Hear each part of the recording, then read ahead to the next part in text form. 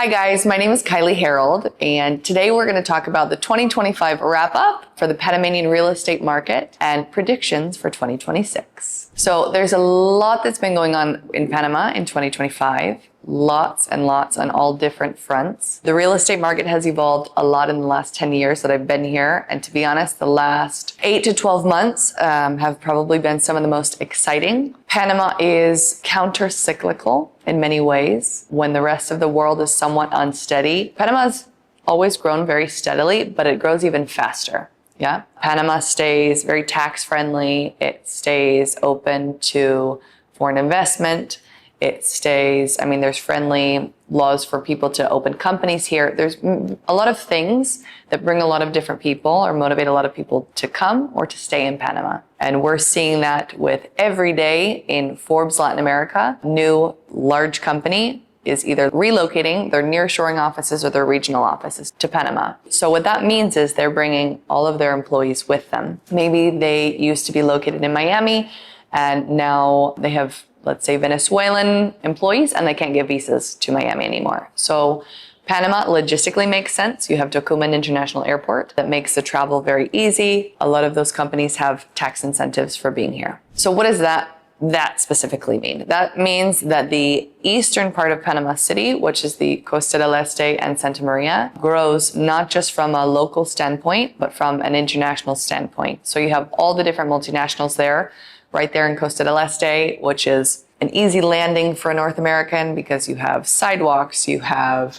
the electricity's underground, things you don't get in downtown Panama City. It's an easy land for North American, European that are being relocated here for an amount of time for a job, yes? So that means places like Costa del Este and Santa Maria are growing exponentially. They're growing, there's a lot of demand there. It's also closer to the airport. So if you travel internationally, it's very comfortable. From the rental perspective, so in my first 5-6 years in Panama, rents did not keep up with the cost of real estate. It's now catching up. It's now correcting itself. So the rents here in Panama City have significantly increased in the last 12 to 18 months. So from an investment perspective, the homeowners who are renting their condos are quite happy about that. A lot of that has to do with the demand from the international renters, but there's just the rental market here has corrected itself. Also, currently there's a soft US dollar. So from a Canadian perspective, we're getting lots of Canadians. Also, I think Canadians are getting a little sick of paying high taxes. So the soft US dollar has allowed them kind of a window to jump into Panama. Also Europeans,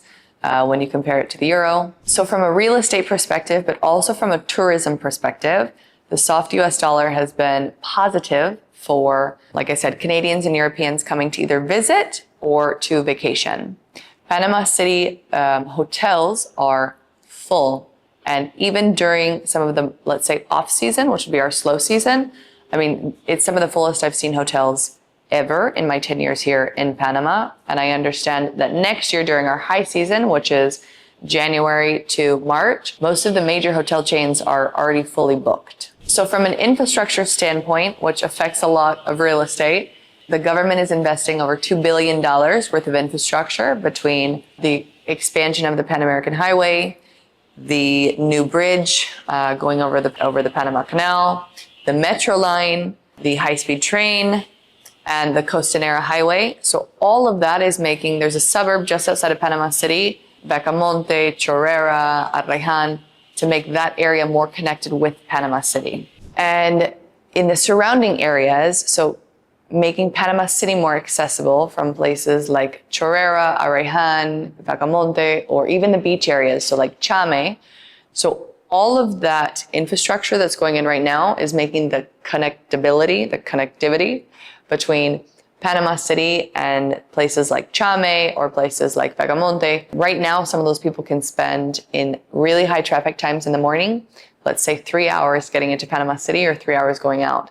That will absolutely change their life once those infrastructure updates are done. And it will make getting out to the beach from Panama City super easy. You won't have to rent a car. You can jump right onto the metro line or on the high-speed train, and it'll pop you right at the entrance of Chame. So Panama is not just a plan B for North Americans and Europeans. Panama is a plan B for all of the surrounding countries that are at some point unstable. So Colombia, Venezuela, Peru, I mean, on a daily basis, I deal with Spanish and German and obviously Americans and Canadians. But Panama, if it continues to stay stable, will, in my personal opinion, I mean, the trajectory for Panama is huge. We really just kind of jumped into this next level of growth potential that Panama has. So in my over a decade in Panama, this might be one of the most exciting times that I've been a part of to see. The stars seem to be aligning for Panama in many ways. Real estate, business, taxes, everything. Panama is a very exciting place to be currently. And if you like receiving these updates, I would appreciate your comments, or you could subscribe. You can also, in the description box below, you can insert your name and you can contact me directly, or you can become a part of my Kiley's Insider's Guide, where I put the scoop out first. And thank you for watching.